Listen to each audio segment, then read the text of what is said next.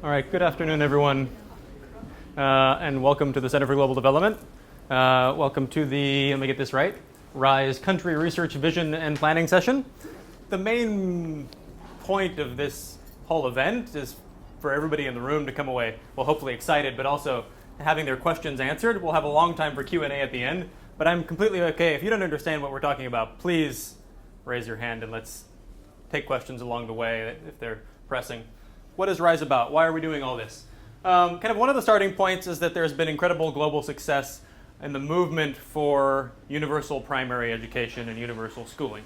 Not without pockets of exclusion, but there's been incredible progress. So simple charts, if we look at World Bank report, low-income households girls versus high-income households boys, from 1990 over the course of 20 years, we're seeing double-digit increases in grade 6 completion rates for low-income girls, lesser for high-income boys. We're seeing some convergence, basically, that that gender and wealth gap beginning to converge on the dimension of enrollment, basically getting kids into school.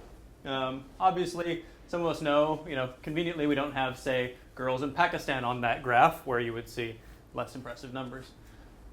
But the progress we've made in enrollment has not always been coupled with incredible progress in terms of learning outcomes. And kind of the starting point for RISE is what we're calling a learning crisis, a failure of schools in many low-income developing countries to produce real learning gains. So just as an illustration, look at the fraction of children who are either innumerate or illiterate, basically fail to meet some basic competency level on a standardized test. The majority of kids in the countries we're listing here, South Africa, Zambia, Zimbabwe, who are not able to read, who are not able to do simple addition and subtraction, it's not because they're not enrolled, they're in school and they're failing to achieve these basic competencies. Right? So the lack of learning, the learning crisis is not just about failure to get more kids in school. It's a necessary first step, but it's the failing to achieve the learning we want to see conditional on achieving enrollment gains. All right, which brings the agenda, which I think a lot of the research community has kind of made this pivot simply from schooling to a focus on learning outcomes. And a lot of, there's been an explosion both in education schools and in economics programs or experimental research on what works to improve student learning and student outcomes. And this is just one example to illustrate a point.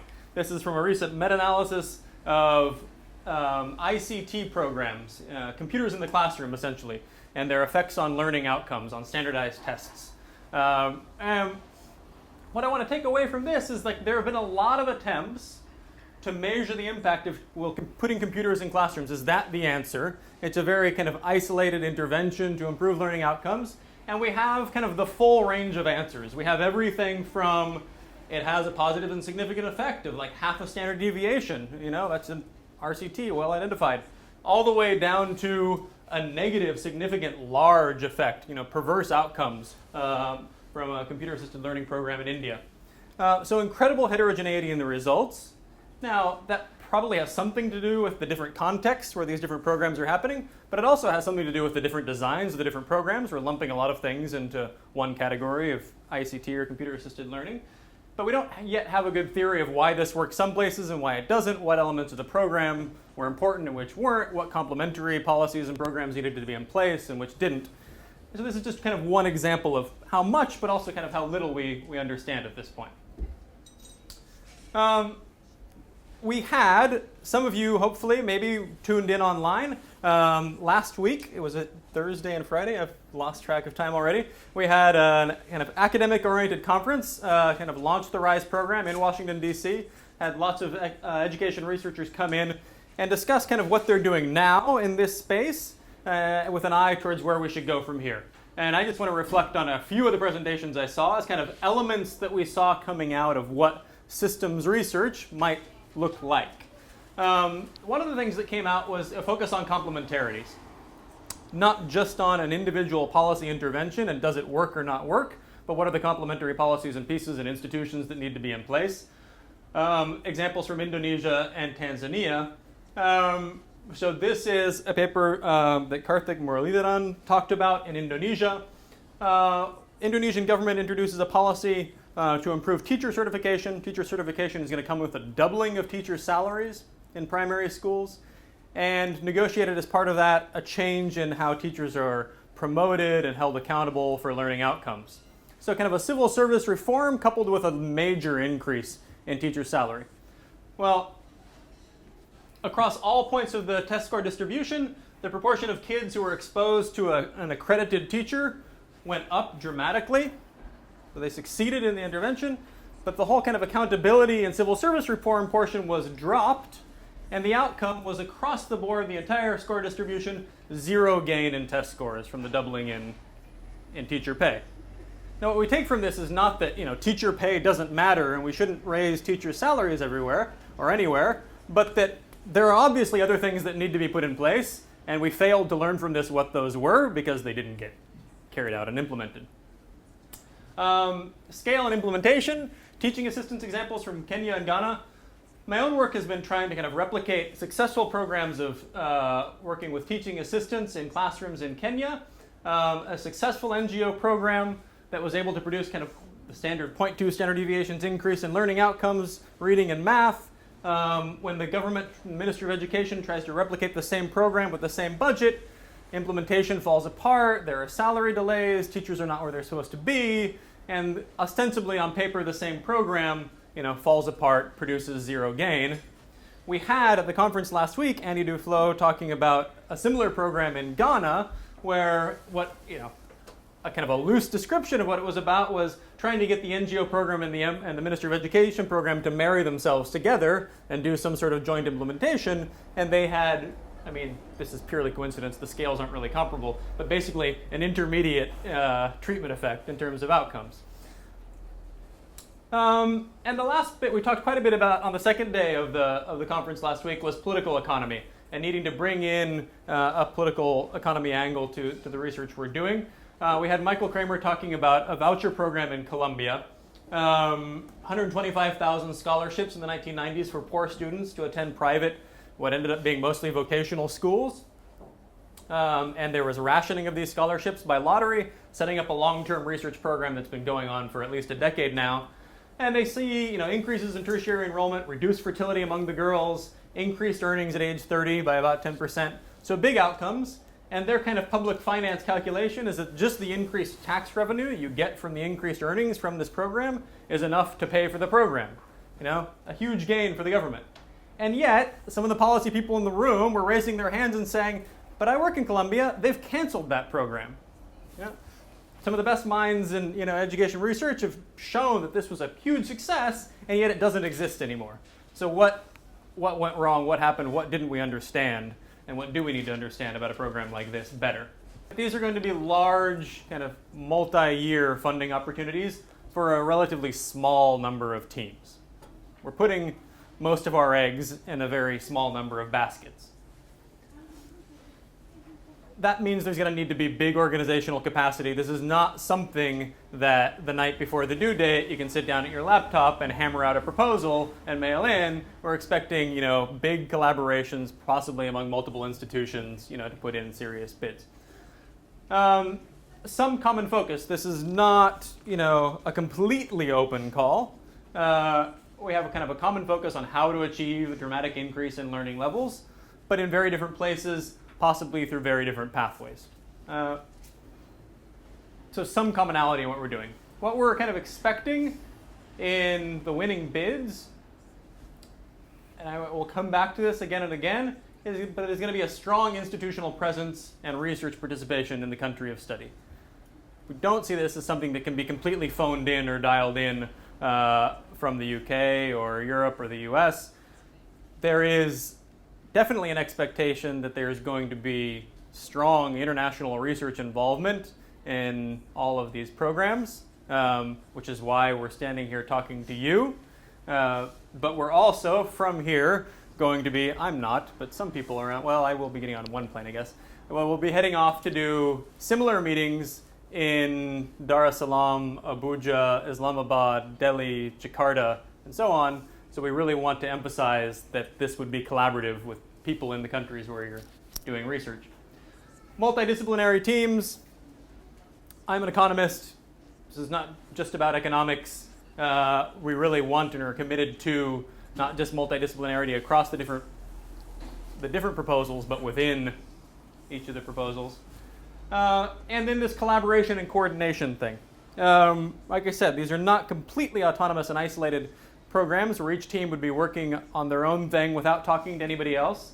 There's a couple of elements where we're going to want everybody, the RISE program as a whole, to function as some sort of coherent thing where the whole is greater than the sum of the parts, hopefully. One of those would probably be an initial diagnostic exercise.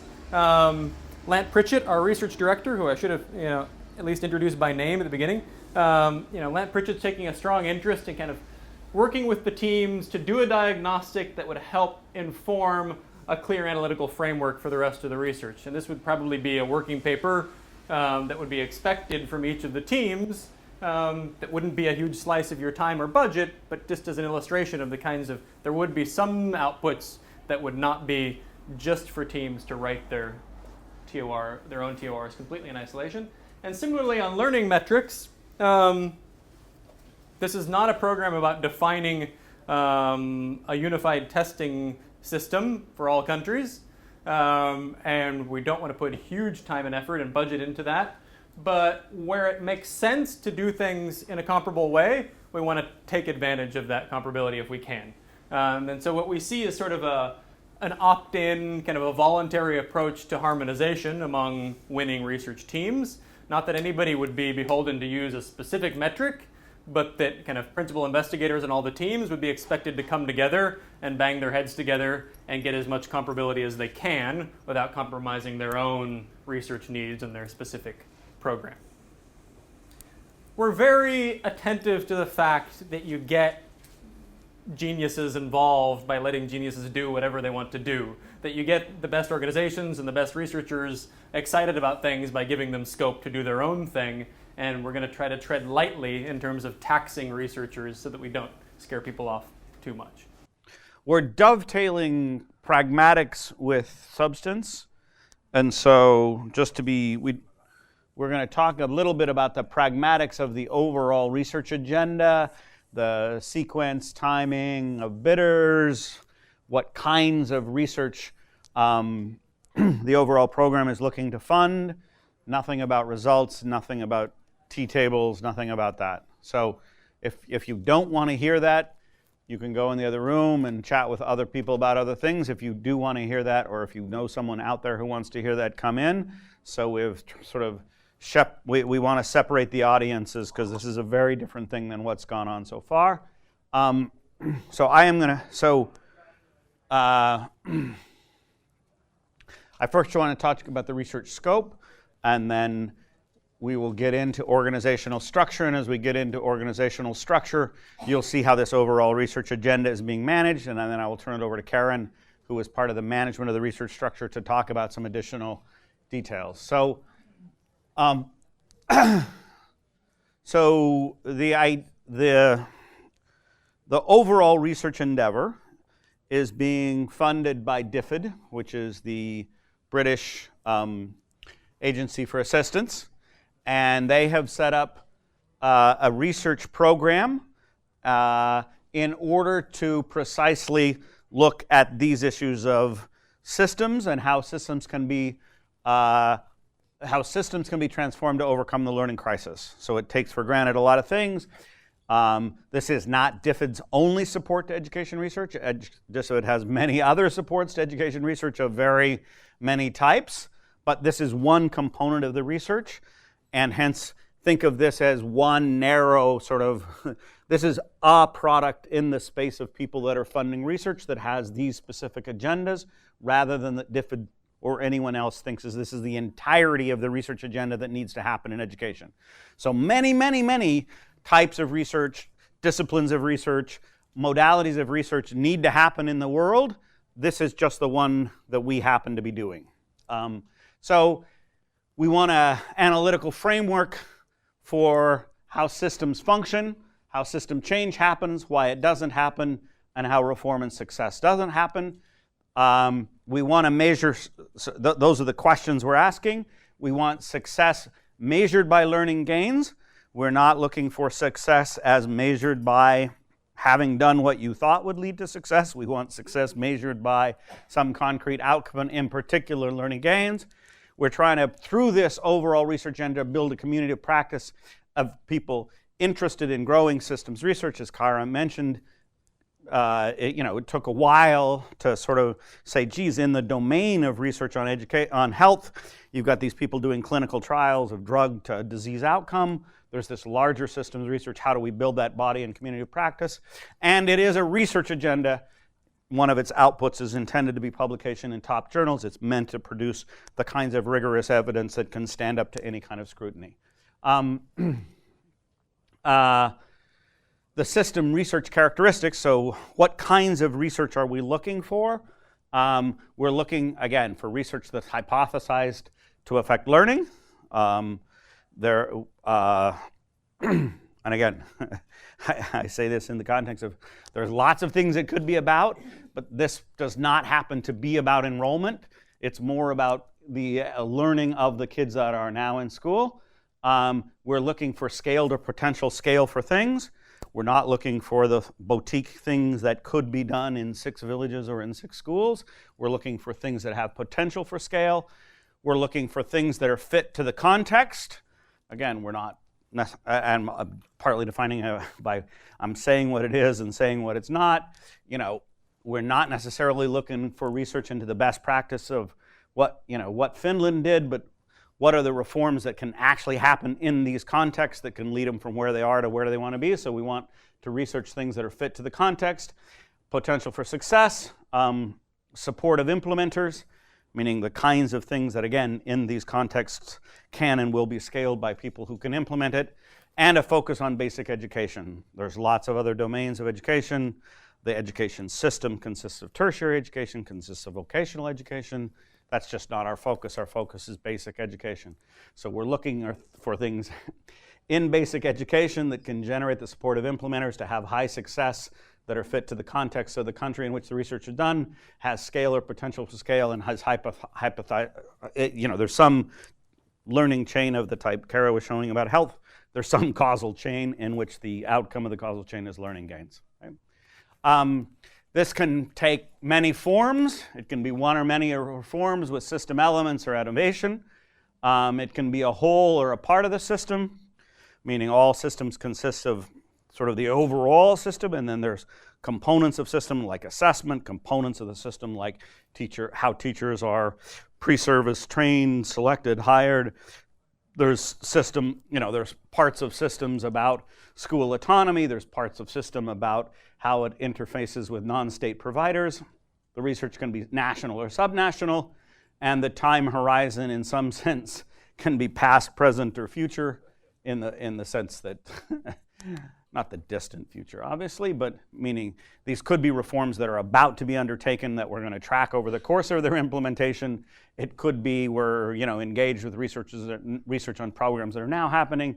It could be with things that have happened recently for which we can adequately document their impacts. So I think there's a table. Did that table get cut out? Yeah, we'll get to that in a second. What is systems research? Some examples. And again, these are examples. We're encouraging people who want to, say, geez, I'm interested in putting together a proposal. These are just examples. So reforms in teacher policy, recruitment, retention, training, supervision, management, pay. All of those are sub-elements of how, the teaching system works. And again, we want the teaching system. So for instance, Michael Kramer, was Kramer part of this? No, you weren't, were you? Yeah, you were, yeah.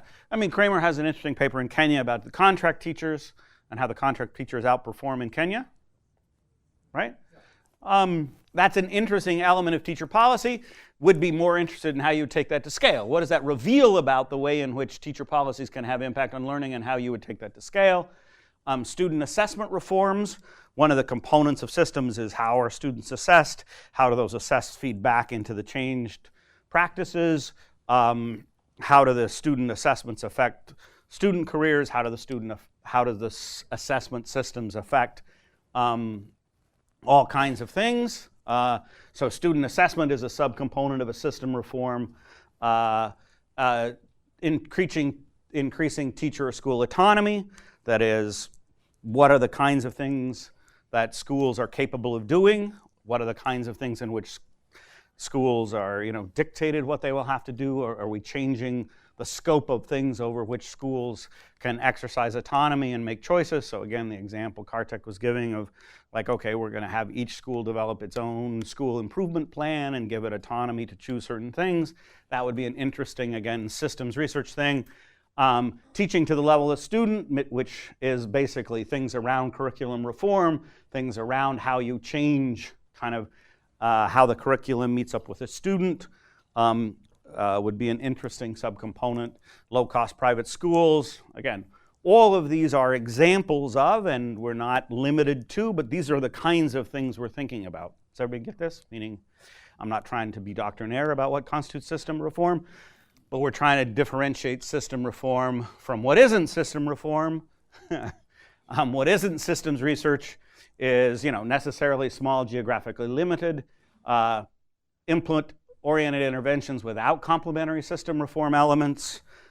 So knowing more about availability of the pure availability of textbooks just doesn't constitute system research unless it's integrated within how we're simultaneously changing the content of the textbooks to be more aligned with improved teachers or who choose.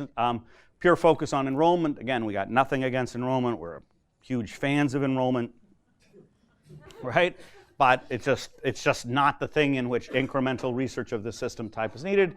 Things without potential for scale, so things that you can prove that you and 6 other people from Ivy League institutions can go to Kenya and do, but which has no potential for scale, just not interested in it.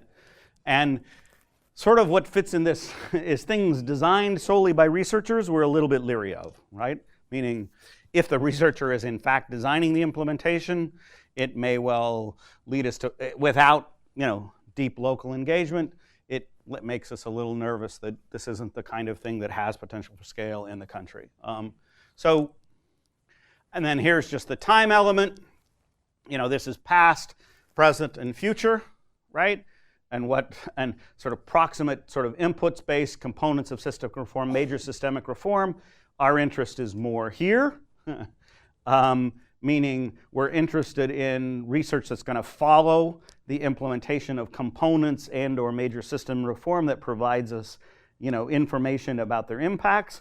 We're open to retrospective if one can generate, and this is often the key limitation, if one can generate true rigorous evidence about their relative impacts, which is, as everybody knows, is hard to do. We're slightly interested in prospective, but with it's got to be highly likely to happen. And all we're saying is the magnitude of the resources we're going to put into this is not the magnitude of resources with which you're going to introduce any country to do anything. Right? Countries are not going to undertake reform on the premise that if we undertake reform, we're going to get this money to do research. So if you say we want to do research about this, and this is almost certainly going to happen, that's a great proposal. If we say, oh, with this research money, we're going to induce the government to do something that it wouldn't otherwise do, we doubt it. We just doubt it because we don't, it's not that kind of magnitude or scale of funding. And so if you're looking for prospective research, we're all in favor of it, but we're not, through this research program, we don't intend to induce innovations that wouldn't have otherwise been on the political and implementation agenda. Does everybody get that? I'll follow questions. No. You understood that? Okay, see you. Okay, then. I hoped I hadn't driven him out by that. But again, we're trying to stay away from here, trying to stay in here. We're open to this, right? But again, if you say, we think that if we come with this research program, India is going to do something different about education that it wouldn't otherwise do, the answer is no, they're not. Because we don't have that kind of researcher clout. Okay, then we have 7 preferred countries in which, for a variety of reasons, we're looking for research proposals. These countries are a combination of being DFID priority countries, because this is originally DFID financed, and originally we'll get to what I mean by that, combined with other factors of places that we think research in this is likely going to be particularly interesting, plus other different priority countries, and there's a list of other different priority countries, meaning we're particularly interested in those. If you think, shoot, I'm not in one of those, but I'm doing something that's fantastically interesting, but it's on the DFID eligible list, we're also interested in that in the first round. And then finally, a subnational program within these countries is perfectly, India. India is a huge continent. If you say, well, one state of India is going to do this, subnational programs is certainly feasible, and we may, in fact, from these 7 countries, choose 2 regional programs rather than 1 large country program. So it's not 1 per country. It doesn't have to be the whole country. Subnational focus is perfectly acceptable, particularly in lots of these large countries where, education is a federal responsibility with lots of subnational variation. The idea is that there is a RISE directorate, which is going to do these things. And there is going to be a call for bids in which country research, there's going to be, in the first round, we hope, 3 country research teams that are going to put together research proposals to develop this, and this will all work together as one very big happy team. So this is the next stage of this.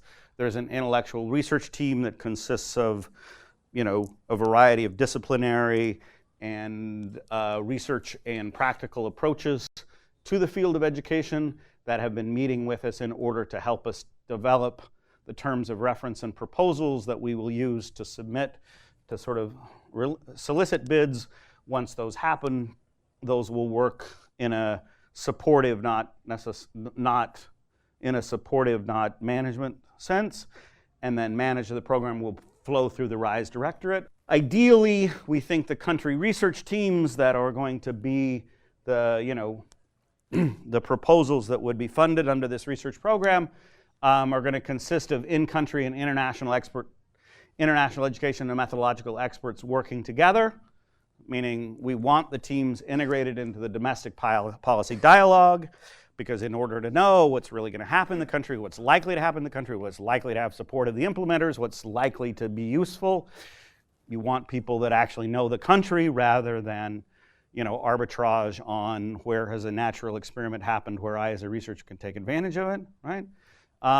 We want ties to the relevant institutions, deep understanding of the system context of the country in which it's done, and involved in the design, analysis, writing as co-PIs, meaning we want local teams deeply involved. And then any research method used in RISE should be justified by best fit with a research question.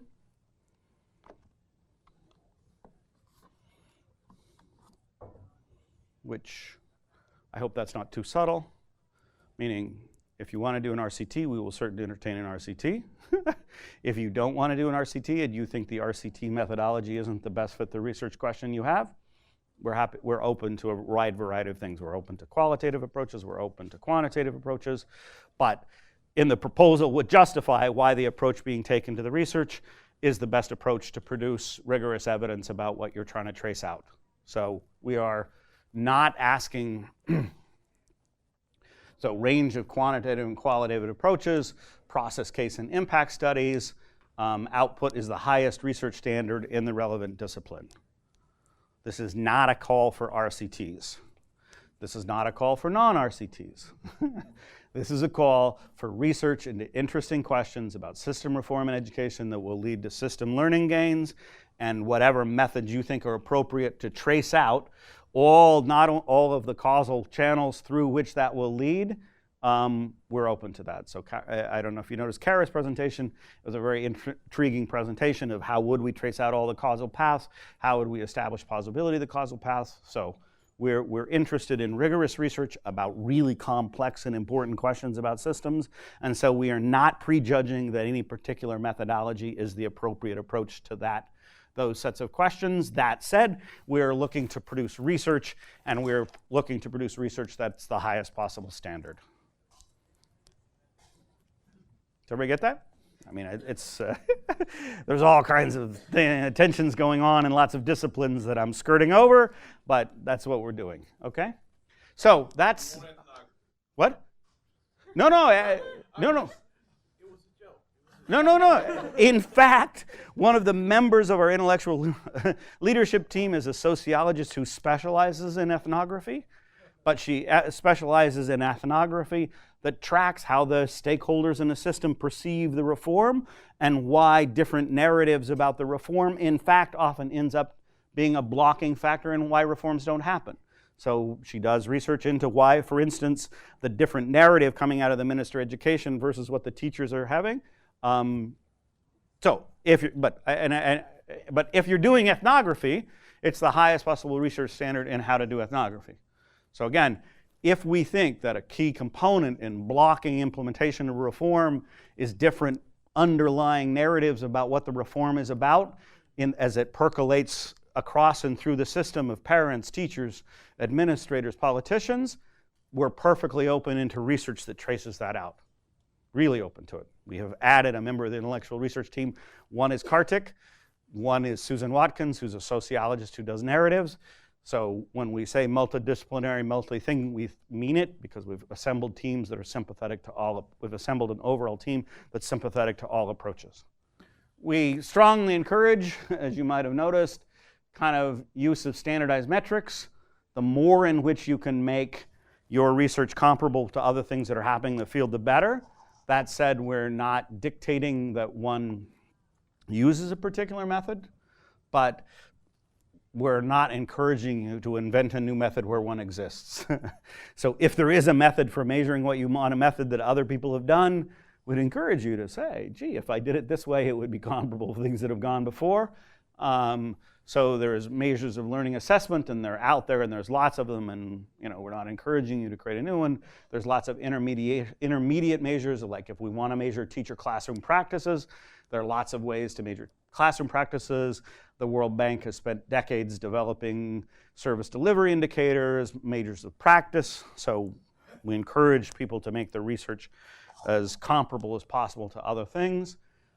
That said, we are not looking to create cross-nationally comparable data. This is not the DHS. Everybody knows the Demographic and Health Survey. The Demographic and Health Survey, its purpose is to create cross-nationally comparable facts about the world. That's not what we're doing. That said, the maximum comparability we can get, the better, but we're not attempting to create cross-nationally comparable facts about the world. It's just, I don't think, compatible with really doing research about causal pathways. And so we want representativeness and comparability. There's going to be a system diagnostic required at inception and closeout, which is we're going to try and create a I shouldn't be so pessimistic about our own abilities. We're going to create a sort of diagnostic that situates what you're doing inside of, here's how I would characterize the current operation of the system I'm in. Here are the features of the system that this reform is going to change, and here's how I think those interact, just as expressions of causal hypotheses, right? We've already seen that lots of things are contextual, but when people use the word contextual, they often use the word contextual in a non-contextualized way. So they say it's contextual, and that's like going to a tailor who says one size doesn't fit all. And you go, yeah, I know one size doesn't fit all, but what are you going to measure? And if you go to a tailor, he measures your inseam. That's the thing he measures, because that's a context that matters for pants, right? So what we're trying to say is we're going to try and develop a system where we are going to develop a system that conceptualizes the system elements so that there's a common vocabulary for describing what system reforms are. So we describe assessment systems, we describe teacher systems, and you do a diagnostic at the beginning and say, here are hypotheses about how the system is currently working. Here is the elements of that system that this reform is going to change. Here are the things that we think this is complementary to, and here's the things that we think it isn't complementary to, and here's how we hypothesize, therefore, in a characterization like Kara was giving, how we think the overall causal pathway is going to work in this context. So I will not be talking about the actual intellectual content of the bids, but much more about the administrative process to getting them submitted. Yeah, if there are any questions, there's a lot of time at the end. Also, a lot of this, most of it will actually be online, so you can check back. Okay, so bidding for RISE is a 3-stage process, and we're in the first one, sort of supply engagement, where the EOI have not been officially released. The second stage is then the expression of interest, EOI, which will be released on the 1st of July. The next slide is a timeline, so then you'll see how much time you have. And the last stage is proposal writing. In this section, I'll talk mainly about the funding, the scheduling of each stage, and then what are the requirements, what do we expect from you, and then also how do you interact with us? How do you ask questions, and how do we give you feedback, and how do you submit your bids? So the total funding envelope is 21 million, and this is funding for up to 5 research teams, 5 country research teams. The first call, which is the one that we're in right now, is for up to 3 teams. And research implementation is planned to start in March 2016 and then roll on for 6 years. The second call is for, again, up to 3 countries. Depending on the quality of bids, the total will make up 5. The EOIs for those will be issued March 2016, so basically when the first call starts work, the second one will then start submitting their EOIs. And research implementation will start from September 2016. Bidders are invited to resubmit both EOIs and proposals. We will, if your bid was unsuccessful at the first time or even the EOI, you will get feedback. I'll talk about this later, so this will allow you to judge how much sense it makes to resubmit or not. As Justin said, this is quite a substantial program, so RISE won't review bids that are less than 3 million. And so if you can do the sums with 5 programs and the total envelope is 21 million, so I invite you to do the math about what kind of envelope we're expecting. And awards are made in British pounds, even though the bidder or the lead organization does not have to be in the UK. That's just the award. Okay, so this is the timeline in more detail. The launch of the program took place last week in DC, so that was the June 18th. And in parallel, as Justin also said, there are a number of supplier engagement events. One of them we're having right now in the UK, and there's Tanzania, Nigeria, India, Pakistan, and Indonesia to follow over the next month. The expression of interests will officially be launched on the 1st of July. Now, what is this document? Basically, there'll be a PDF file available online, which is the form that we will expect you to complete and to submit online on the 23rd of August. The form will not yet be live at that stage. It will become live at some point during this period when we've had enough time to test it. But a Word or PDF document will come out on the 1st of July, and you can download it and you'll see what we expect from you at the EOI stage. Now, the TOR, the terms of reference, unusually are already out. They have been published on, I think this week or late last week, and they can be downloadable. These terms of reference refer to the bid. They don't refer to the expression of interest, but we've published them so that you can refer to them so that you will know what will be expected from you. But they're not the terms of reference linked to the EOI, they're linked to the final bid.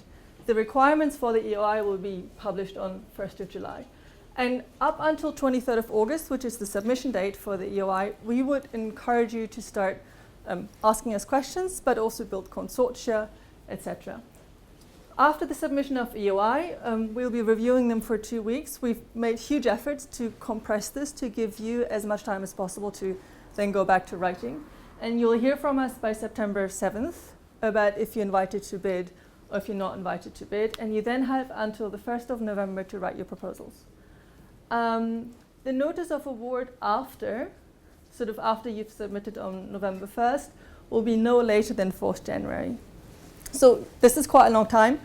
If we're fast, we might be able to notify you in this year, but because of the Christmas holidays, we just wanted to be careful, and so we're giving you a date of notification for 4th of January. It might be earlier. Country research teams are expected to start work by March 2016. So in the time plans that you will be preparing for your proposals, we'd expect you to work with the March 2016 deadline. Now, what do we expect you to do over this period? So for the launch, of course, there's no submission expected. This is just sort of to raise questions, to engage with us. The only thing we'd like you to, or we invite you to do, learn about RISE, attend these events, check out our website, and importantly, find partners. So this is, and as Justin mentioned before, this is quite a big project which will very likely require complex consortia. So one of the really important things to do right now would be to find out who you might want to partner with. And this room is booked for until 5 o'clock, and we'll probably finish earlier, so I invite you all to just have tea, coffee, and talk to each other. Then the expression of interest details will be published on July 1st, as I mentioned. The submission is a 7-page document via a web portal, and you'll have to submit it on the 23rd of August. And things that you will have to specify in it are things like your target country and your form, research questions, and some bidder info. But you'll see more detail coming out next Wednesday. During this time, you can also ask questions. Questions will be run through an online form where you can submit questions, and we will then regularly update FAQs. You will not receive individual replies. You can attend supplier engagement events. If you have partners in country, we also invite those to come to the supplier events and volunteer for matchmaking. So if you know good organizations that might partner up, why don't you just send them an email or give them a call and say, I think you would be really interested to partner with this person. So, I mean, this is voluntarily, but if you're interested, but you feel you can't bid or somebody else might be interested, by all means, please share. Questions for feedback. So as I said before, you can submit questions from 1st of July onwards. We will close questions on the 20th. Sorry, this should be 20th of August, not July. Apologies. And also on the 1st of July, we'll give you more details on the whole process. It's very simple. It's just an online form, so you'll see it. After the EOI, all bidders will receive feedback. So you submit the EOI, and we will then, those of you who have bid for a DFID have probably seen a feedback form. You will receive something very similar for us, where you will learn your relative, unusually your relative rank. So if you're in the top tertile, middle tertile, or end tertile, as well as the score. And these tertiles, we hope to be an indicator of your likely success to proposal, or if we would encourage you or not to resubmit. This is just an indicator of how you rank relative to other people. And we may also suggest that complementary bidders discuss potential cooperation. So if we receive 2 EOIs and we feel they're very complementary, we might tell them both, I think you would benefit from talking to X, and you might benefit from talking to Y. It is then up to you to make the link yourselves. Now, requirements for proposals. This will become more clear in detail on September 7th, but details that we publish at that date will be what is the format of proposal that we want from you, what are the contact points, so if you have questions, submission details, also any conflict of interest or disclosure issues, and duty of care statements. The submission of the proposal, as I said before, is November 1st.